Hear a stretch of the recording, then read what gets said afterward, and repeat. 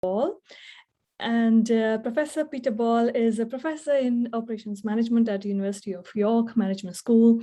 He is also business and community director at the school, and his expertise is in operations management. He's particularly interested in improving manufacturing systems performance, especially from sustainability perspective. His current research projects are looking at productivity from perspective of the firm, how environmental sustainability practices can be shared between companies, and how community of practice in manufacturing could help individual manufacturers advance. And he has a special interest and expertise in circular economy. So over to you, Peter. We are looking forward to hearing your talk. Thank you very much, Sonal. As I was introduced, my name is Peter Ball. I belong to the University of York's Management School, and I will give you a presentation today that will start off with some things you're probably already aware of, some things you might not be.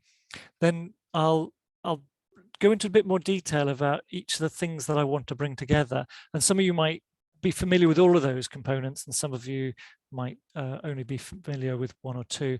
But then I want to present something different by bringing these all together. So that's the purpose of my presentation. The session is being recorded, so if you want to remain anonymous and not picked up by the recording, but want to ask a question, then put it in the chat box and I'll address the questions at the end. Otherwise, at the very end, you can put your hand up and we can receive your questions verbally. So it's up to you. I'd welcome questions, and I hope you find some value in the things that I'm going to say. So.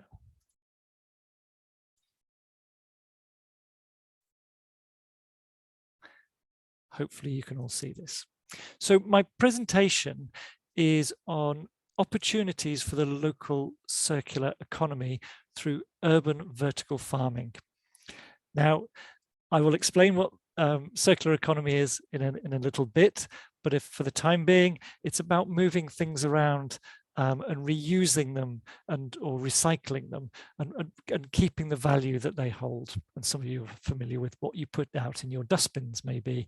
They're not bins, they're repositories, and that value is extracted from what you put in there. And something called vertical farming is something you might not be familiar with, but for those of you in York, I'm going to tell you where to go and find one. And it is a way of growing produce that doesn't use the traditional methods of what you see out in the fields, but can be in a dark environment, and you can grow some very interesting things. So what I want to talk about is how can you do that all in an urban setting? And I'll get into the detail, and I'll start off gently and try and give you thoughts about how things are today and how things could be in the future, and then get into one of the things that I'm specializing on in the research that we do in the university. So first of all, I think about the future. I'm sure you've all heard on the news about the challenges of food and food waste, and how much food actually goes from the farm into our houses, and then into us that we consume and enjoy, and the amount that is lost along the way. Something you hopefully know about is food miles. Some of the food that we eat in the UK might come from a long way away. It could come from Africa, it could come from South America. It might come locally, and that's what I want to talk about.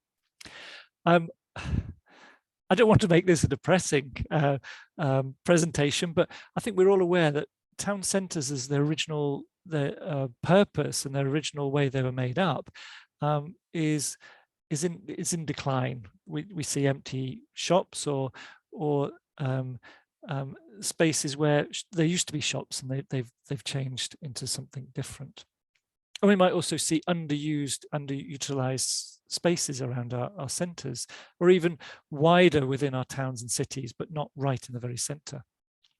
But one thing that towns and cities have got is social spaces, and we're using that property of towns and cities really well. Then I wanted to think about opportunities. Well, could we have more local food? Could we grow the food that we need, we want, locally to us? And that has all sorts of advantages. And one of them is that the nutrition could be higher because it gets to us more quickly. Some of you might be aware that a lot of the food that is needed by this country is imported because we simply don't grow enough in this country for the population. Another thing is maybe we can reuse things locally, and some of us do that through all sorts of means, whether it's through things like free cycle or putting things in recycling bins, or selling it in different ways. We can reuse things locally, and the more we do things locally, the more opportunities maybe there are to create local employment. And some of you might not be familiar with the approach that Preston is taking, where they've got a circular economy. Not a circular economy as a lot of us as academics might automatically think of the circular economy, but they try and make money circulate around Preston, because they deliberately contract with people that are local. Now I want to think about tomorrow, or next year, or next decade. Perhaps we can have towns and cities that have really vibrant spaces and vibrant communities. And what I mean by that is that the towns and cities that a lot of us live in are changing in what they provide and what the space is used for. But we don't necessarily have that depressing bit at the beginning where I was talking about town centres in decline. Maybe we can have town centres that thrive and are productive spaces, value-adding spaces, and are healthy in every sense, healthy for people, healthy for the economy, and healthy for the environment, and potentially lower impact. So we have less pollution, we have less impact on carbon. So that's a sort of a vision. That's a bit woolly and high level. So I'll go to a more detailed level. And some of you will go into a town or a city, and we might have been doing this for years. Hopefully you still do this. You might get your shoes repaired.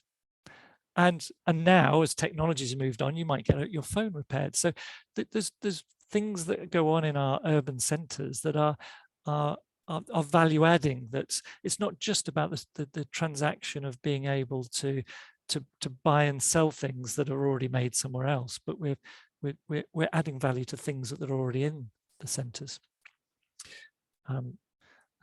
I had a problem the other day. I was trying to get something photocopied when I was away, and I couldn't find anyone who'd photocopy something for me. I eventually found a shop, but we used to be able to quite easily get things photocopied in centres, and now that's harder to find, but it's quite easy to go and get your digital images printed off.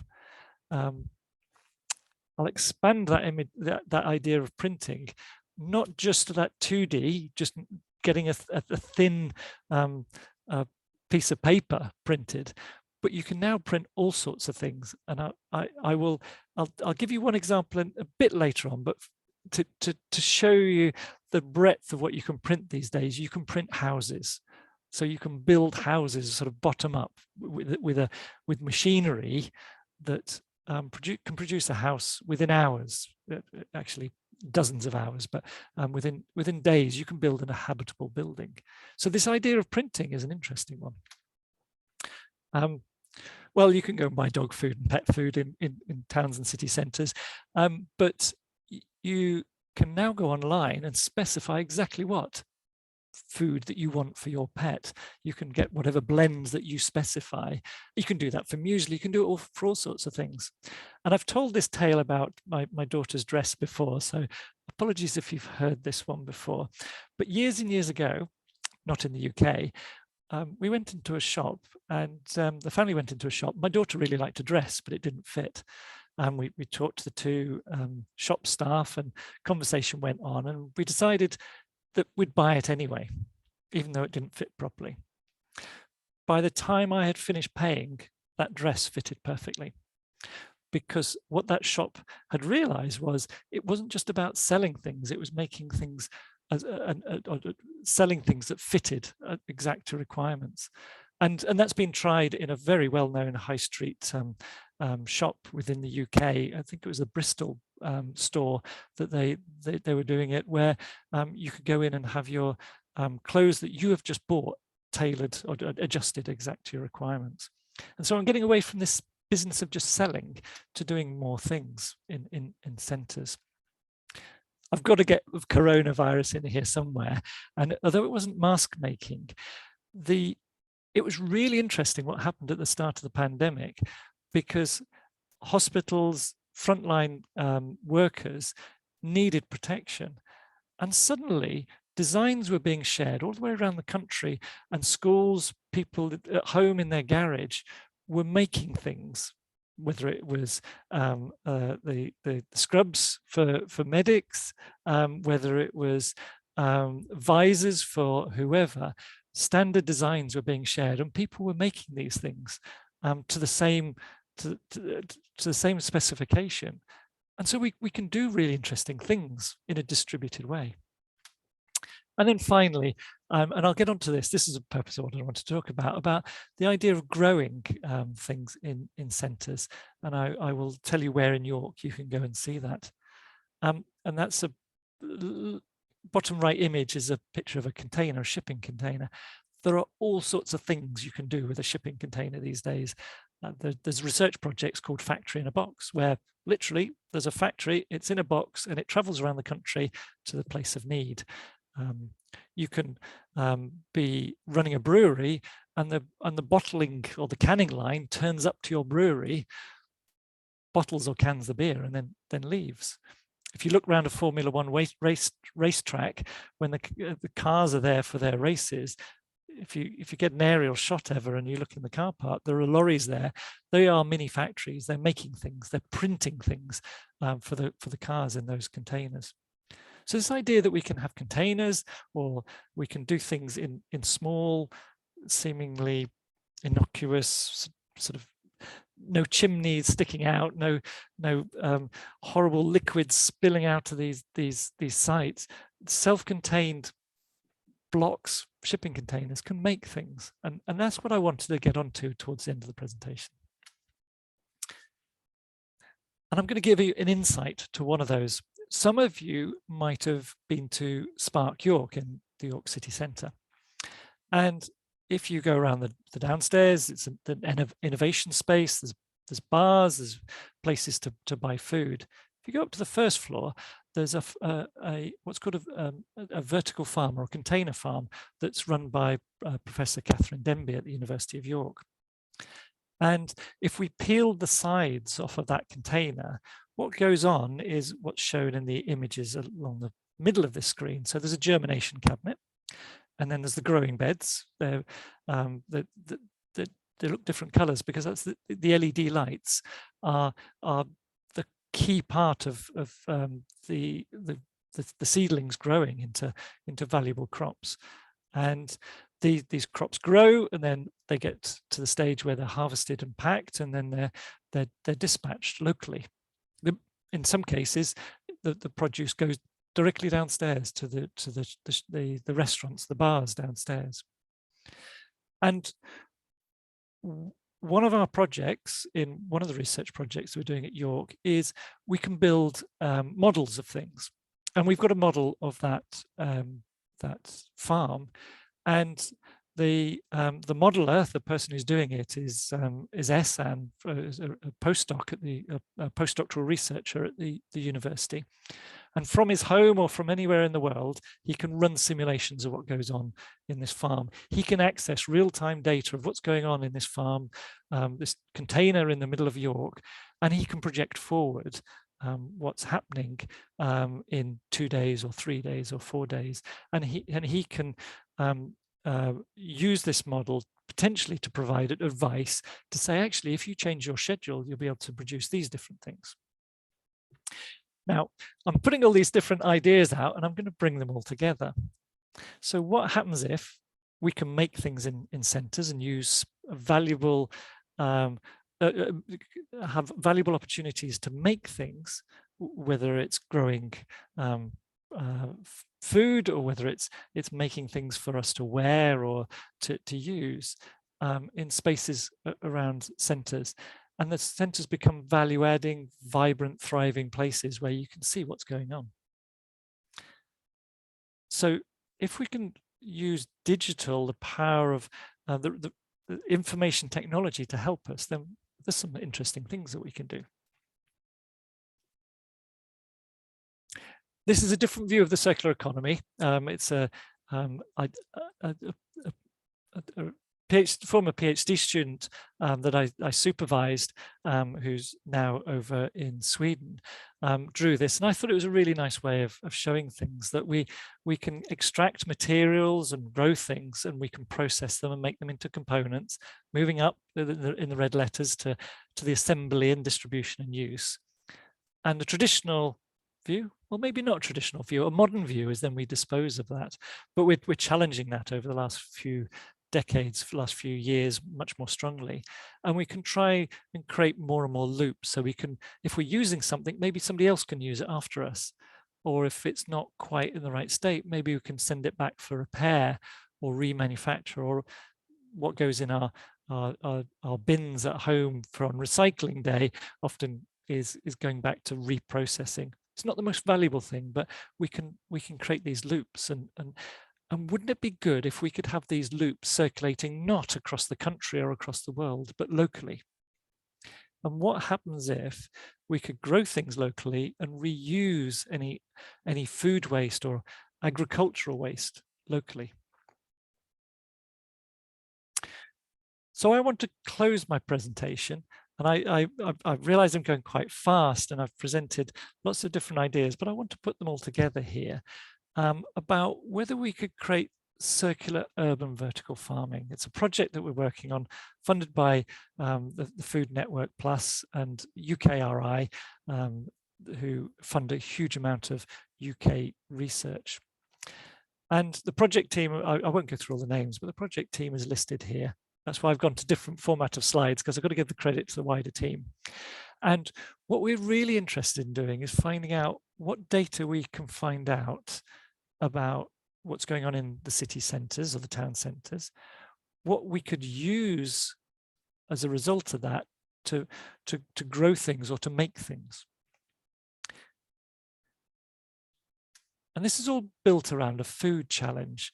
And the challenge is to optimize all of this data and make sure use of all this data that we have in our urban centres to potentially reuse food waste.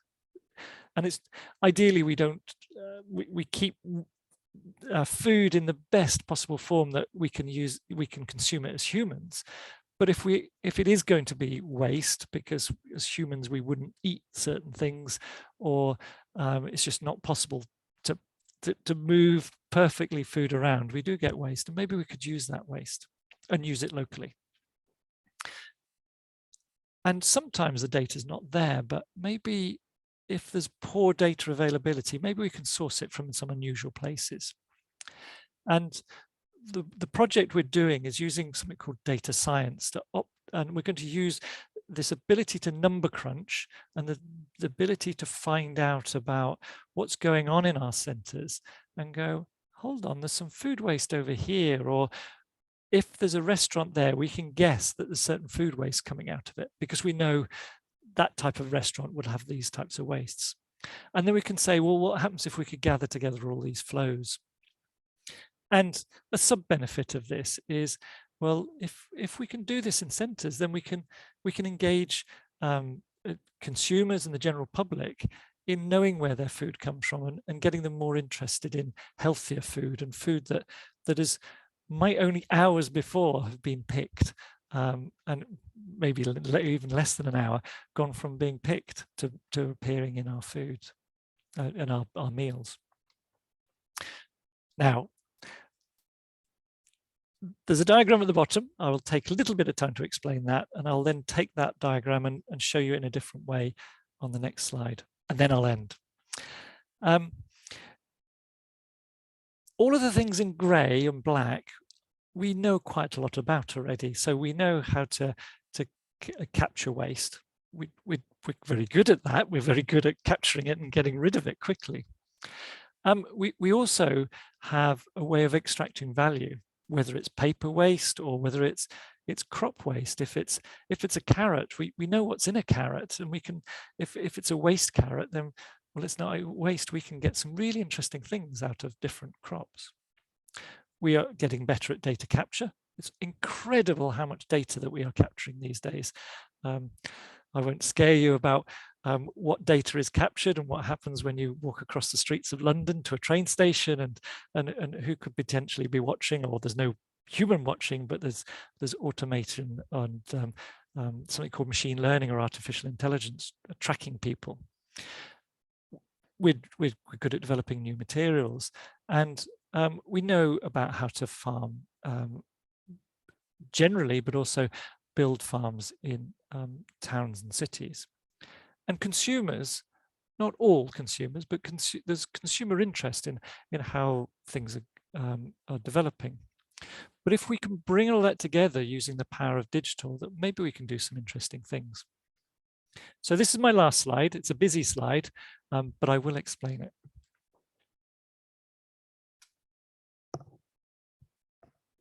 So my final slide, a complex diagram, not meant to confuse. So if I summarize our project, we want to create a demonstrator that shows how food flows through our population, our towns and cities, and how, if we could capture that information, then could we use it to create a local implementation of the circular economy. Now, I'm going to focus on two companies because that will help you ground what I'm saying, and then I will then expand it. In the center of this diagram, there's a thing that looks like it might fit in your kitchen maybe, or a commercial kitchen. It's made by a company called IntelliDigest, and it's a digester.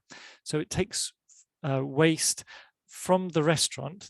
The employees of the restaurant put their waste into this digester, and it converts it to things that could be quite potentially interesting as feedstocks for someone else. And I'll tell you a bit more about that in a minute. Now focus on, there's a picture of, it looks like examples of carpet right towards the bottom of the middle of this slide.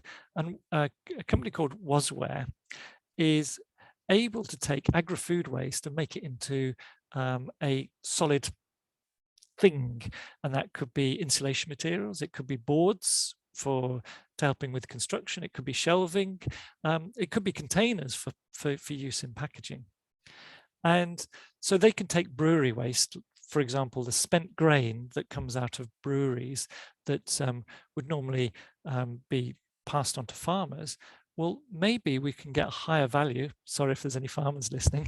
Maybe we can get higher value out of some of that by making physical things that we can use in our centres. And so if we've got those two types of companies, one who can make physical objects out of agri-food waste, another one who can convert food waste into something that could act as a feed or a nutrient, then, and I won't go into the detail, and it's especially not my area, of whether that feed is contamination free and able to go into the farms. There's experts in the team who know about those things. But maybe we can create construction materials for vertical farms, such as the one that is in the centre of York. Or maybe we can provide nutrients to help these plants grow. And so we've gone from restaurants that produce waste to that waste being used locally to grow new food in environments that have been created from waste from breweries. And that produce can go very locally. So potentially we can start to circulate materials. And we have all sorts of sources of materials. So the nearest brewery is fast walking from the the Spark York urban farm is only about 3 minutes walk away. You can walk around the corner and there's a brewery.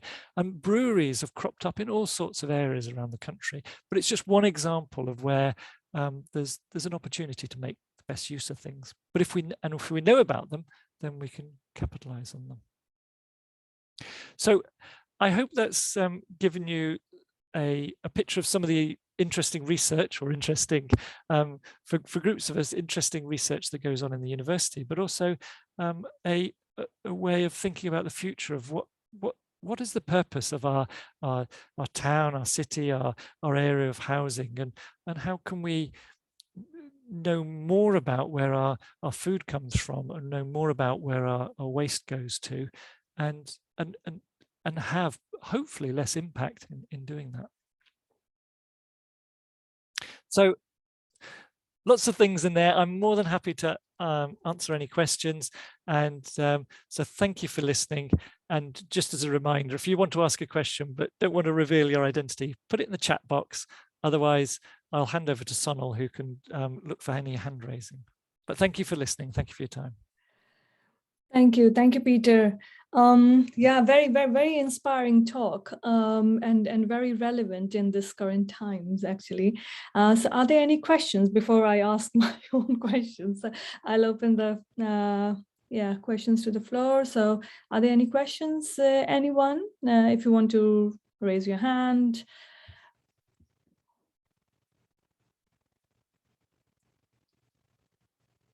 Okay, then probably I can kickstart, and that could probably lead to another sort of discussions or ideas. So Peter, like it's very nice and inspiring to look into this vertical farming.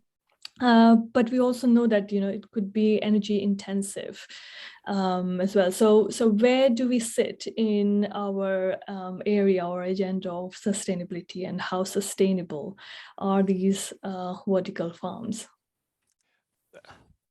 That's a really good question, and there are different ways of looking at how good urban farming is and how good the vertical farms are, because they are using electricity, they're using power to run the lights, and you're using power to move water around, and you're using water and you're pumping it, so there's different ways of looking at it, about whether you look at it in the isolation of energy use, let's say, or you look at it in a different way of space utilization and how much you're making use of existing structures.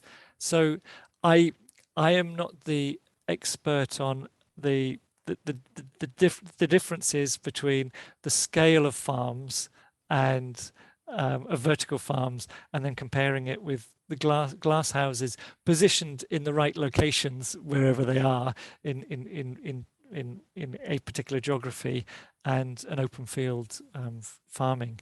But the scale has a huge impact. So a single container farm that is not used intensively is going to have a poor performance compared to a high intensity use, purpose-built larger container farm.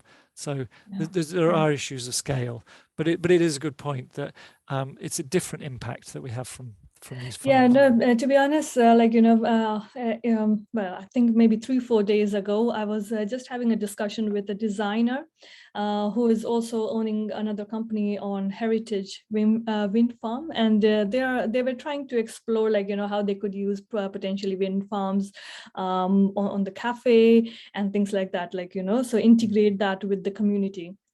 And I happened to just ask the question, why can't we do that with the vertical farming? So, and that has raised a few eyebrows, and they are now exploring opportunities for understanding what more research are needed, where we could integrate energy usage or renewable energy usage with the sustainable food production, or at least leading to the entire sustainable food production from the vertical farming. So yeah, it could be that one vertical farm with a windmill at the background, or like, setting up that sort of farms in and around windmill will need a little bit of more research on vibrations and sounds and things like that. But yeah, it's a kind of ongoing discussions in other industries. Yeah, and it's important that when we measure things, we look at the whole system impact, rather than just individual components. Because, for example, there is an incredible opportunities to use space. Because if it's unused roof space, you can put solar panels on there. And another project that I'm part of is looking at the foundation industries, which means glass, steel, ceramics, plastics, and those sites use an incredible amount of energy, but they have a lot of waste heat. Well, what could we use that for?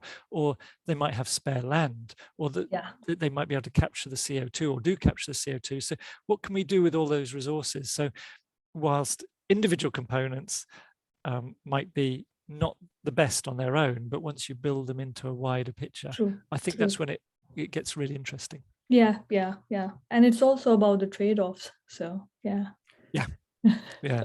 And just one thing, I'm very aware of lock-in, where you rely on a waste resource and you're locked into that, and you've optimized that, and then actually somebody comes up with a better way of using those wastes, and there's a tension between, well, do you have an inefficient locked-in process, or is there a better route? So we do have to be careful about tying things too close together.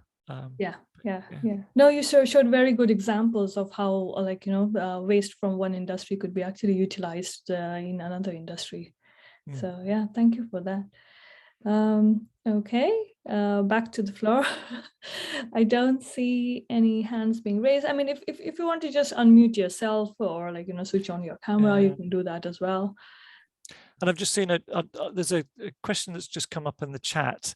And if you haven't got access to the chat, I'll just read it out. That are there projects, policies aimed at scale urban farming, and it could be a fundamental part of our food system. And the farm I presented is probably the smallest scale that you can get to. Some other experts in the room might tell me otherwise.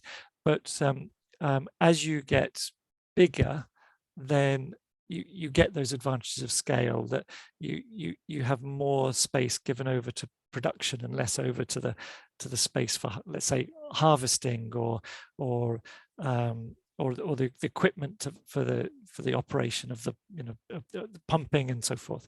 So as these get bigger, but I'm not sure about policies. I think there are a lot of projects and a lot of people exploring how they can use space of disused buildings or underutilized buildings, and there's dark spaces, and we can start to use those for all sorts of things. I know people are using dark spaces for producing fungi or mushroom in centres. So I don't know about policies, but I do know there's lots of projects. There's a lot of interest in this area, and if there's people in the room who might want to make a comment, then please do, if they know of scale type projects. Thank you, Peter. And I think there was another question coming from the verbal question, I think, coming up. Well, I'd just like to jump in, because I've looked forward to this, since I saw it was coming up, and it's so interesting. And, Spark is a great initiative. And, I know the brewery down the road that you're talking about. And, the vision that you had at the beginning of how Coney Street could look, that, town centres are moving away from the consumerist model, that we can actually start. And, York is just besought with parties at the weekend, so it's been a demographic which has pretty much chased the whole of York out. And the idea that there could be more activities. So I've noticed things popping up, like, the crazy golf or whatever it is in some place. So to have environmentally awareness raising initiatives going on within the town centre, if that's what town centres are going to be, then it's fantastic. how do you act? Because Spark is besought with problems. You know, there's a lot of people in York that don't really like Spark. I personally think it's a great initiative. I don't know if it's been run great, but you know, it's doing really well and it's holding its place, although I think its tenure is maybe coming up soon. I don't know, it's up for grabs. But it was a great model, you know, of having the shipping containers in the city centre, which could be a springboard for young entrepreneurs. And some of them have gone out into the town to take up leases. Sadly, COVID happened and their business plans must be shot. I was thinking about, you know, all the power that's going into hydroponics, and it's like, oh dear, this is all very niche and it's great for the restaurants below. But, you know, it's kind of that cranking up thing that you have to start somewhere. And of course, and so I just think, first of all, top line is brilliant, but it's that, you know, getting York City Council, I guess, getting behind it and kind of changing their way of their agenda. And, you know, the Greens are running York at the moment, I understand, but it's that again is besought with a lot of problems, I gather. So Peter, I don't know what I'm trying to say here, except for I think it's brilliant. You know, I do think it's brilliant. And I love the circular economy stuff. I love the Ellen MacArthur stuff. And it is such a great area. The stuff you were talking about dressmaking, as you can see, I've got my dressmaking stuff. I do organic. I left a job to work with Organic Textiles because I like making things. And I couldn't buy organic cloth in Yorkshire. You know, you'd go over to Leeds and you look at cloth and you just think, well, where the hell does this come from? What is it? You know, what's its story? And I was able to source a company that's based in Wales that brings organic cloth over from India. And but then I realized that I'm not a businesswoman and I was just giving the stuff away. So I sort of like stopped that. So everyone, you know, the window's closed on that one. So I stopped doing that. And then I started reading about, the arguments against organic textiles. You know, it's not about producing more. It's about people using things more wisely. Having less is the thing. But our production, you know, we just want more new stuff, I guess, is what we need to get off. So anyway, I think I should stop rabbiting on. I just felt as if I should contribute because I was just a faceless person on the board, and maybe other people will pip in now that I've named and shamed myself. I'm going. So, Sonal, can I come back on that with a couple of things? Sure. I think, first of all, about one thing I'm really keen on is that there's all sorts of waste that goes on in society, and one of them is space. And I think there's so much we can do with available space that we're not using enough of, and it can add value in all sorts of ways. And I'll give you an example of something that I thought was really interesting. And the talk about entrepreneurs was just mentioned there. There's a brewery in Oxford, and I hope I'm not spilling the beans on this, but they didn't intend necessarily to start up a brewery. They wanted to start up a business, and it just happened to be a brewery. But their reason, their purpose is to put credible lines of employment on the CVs of former convicts. And the idea is that they attract former convicts to come and work in their brewery. They do a good job, they'll get the reference, but they're not really wanted there forever, because they want a turnover, because they want more and more people who struggle to get jobs to come in and get good employment, and then they can help them on their way. And I've seen in cases with breweries where breweries have just multiplied, and I'm not makes me sound like a big drinker. I just think breweries and of the way they operate are really interesting, that some breweries form out of other breweries, and it is an entrepreneurial way of doing things, and maybe some of these things that are not necessarily the best way of doing things in isolation could be really good spaces to spawn entrepreneurs, of getting people to understand how to do something and give them a skill set, and they can go and do it themselves, or have the confidence to do something different. And the final thing I say is that there was a mention about the sort of the cost and the whether these are the best things to do.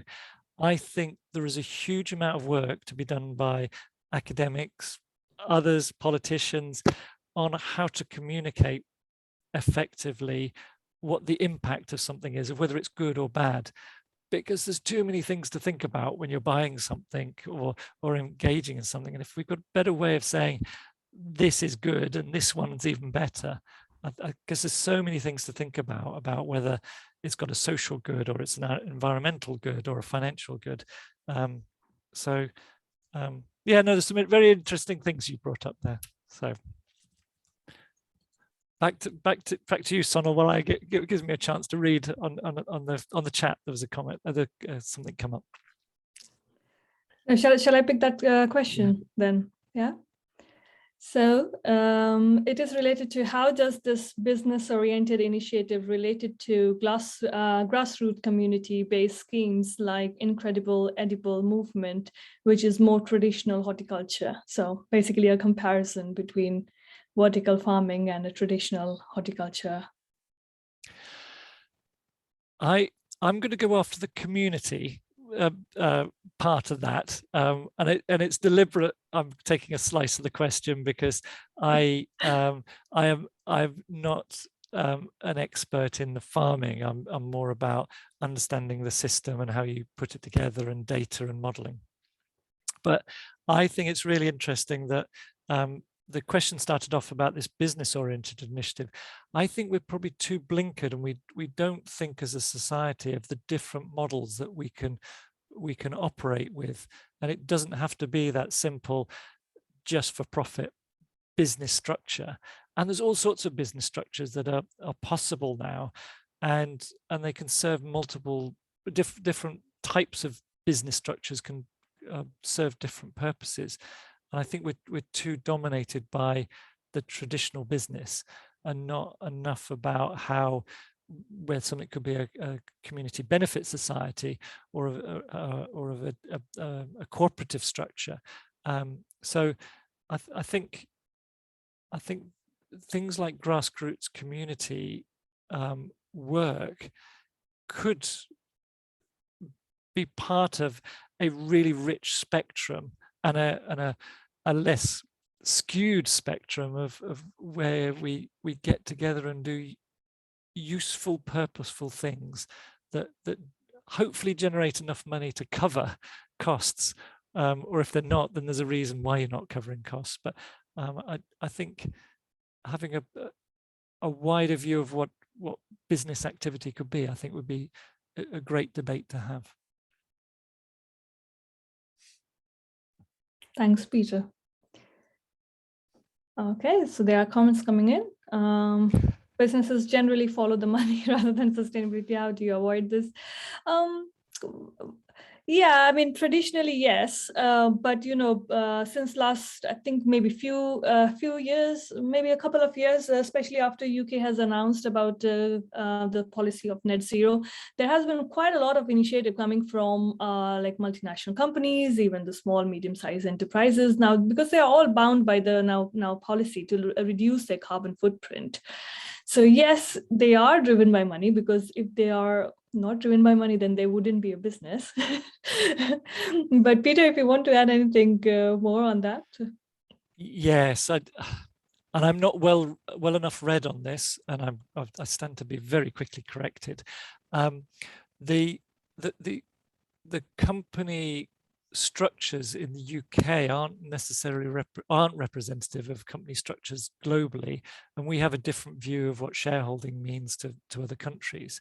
And I think as more and more companies build into their operating structure what their purpose is, and having more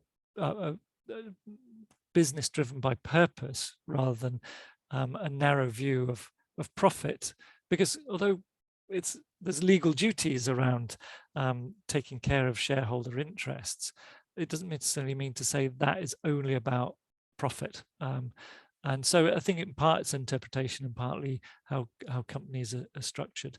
I am on dangerous ground because I'm not well enough read on that, but I think we do need a different view of business structures. And I had to laugh at the middle class bit that's coming up next because, yeah, I've been found out. But anyway, back to you, Sonal. Okay, thanks, Peter. Okay. So one more question. Do you think vertical farming can be a solution to population growth, help create a more sustainable zero pollution food system? If so, what should be the main steps that city and country should take to achieve this circularity with vertical farming? I think there's some really interesting things going on within Yorkshire, especially with the low carbon or zero carbon or carbon negative policies and the ambitions to be a circular for Yorkshire to be a leader in circular economy. I think having these policies that generate the right conditions by providing support, I think that can make a huge impact. And I think we have to be very careful with how people interpret zero pollution, because it's about boundaries and what measures you're using and what not. But I think even if it's not a perfect solution, it's often better than the previous solutions. But I think having that confidence in that environment where people can be adventurous and invest and try things out, I think that's really important. Thanks, Peter. Yeah, and Martina. Yeah, we have one hand up. Martina? Yes, thank you. I was picking up on a comment made earlier about the City of York Council being a Green administration. I wish. The City of York Council is a joint administration between the Lib Dems and the Greens. And the Greens are, you could describe them as the junior partner in this arrangement, having far fewer seats on the council than the Lib Dems. And that obviously has an impact on how green the policies of the council are overall. And there are areas where they're making progress and there are areas where maybe they're not. But the question is really, are you in touch with the city council about leveraging the city council's ability to make things happen into these kinds of developments and projects in York to demonstrate what can be done if you have local political support? And looking a little beyond York, I heard in the context of another webinar I was on that Malton is aiming to become a circular economy. And I'm wondering whether you're in touch with Malton and whether they're kind of factoring into your thinking. If I'm going to answer that in a very narrow way, not in this project, because it doesn't have that sort of scope. I'll make a comment that I didn't expect to get into a political side of councils, but yes, I'm very well aware of Circular Malton, and it's a key example within the local enterprise partnerships Circular Towns Guide. So there's a Circular Towns Guide that is very useful for towns and cities wanting to progress in this area. Within this project, with the university is not in contact with the councils, but there are other projects where the project team is engaging as far wide as possible to make sure enough stakeholders are involved to help create system change. And one example, I'll do a plug for a project that I'm lucky to be part of called Fix Our Food. So if you do a search on Fix Our Food, there's a huge emphasis on stakeholder engagement and making sure that the voices of everyone in the system, the wider, whether they're farmers, whether they're retailers, whether they're suppliers into that or it's a project that has systems at its heart, in that it sees everyone as a network, and unless you can get the power from that network and get the buy-in, if I can use that type of word, unless you get the hearts and minds of people in the community together, then community being not just people and housing, but business and civic. Yes, that's a really important point about engaging with organizations that have the power to help and support and broadcast. But thank you for that point. Yes, so I've done a plug for Fix Our Food. It's a really interesting project, and one that wants to make a big difference to the way we understand food as well as produce food. Yes, and I can watch for that. Thanks, Peter. Right, any final thoughts, comments, questions? Okay, no then. So I would like to thank you, Peter, on behalf of everyone here. It has been a really inspiring discussion and a fantastic presentation. Thank you for inspiring all of us. And yeah, keep doing fantastic work. We look forward to hearing more from you. Cheers. Yeah, no, thank you everyone. Thank you everyone for listening, and thank you all for the interesting and tough questioning at the end. Discussion. Thank you. Cheers. Bye-bye. Bye, everyone.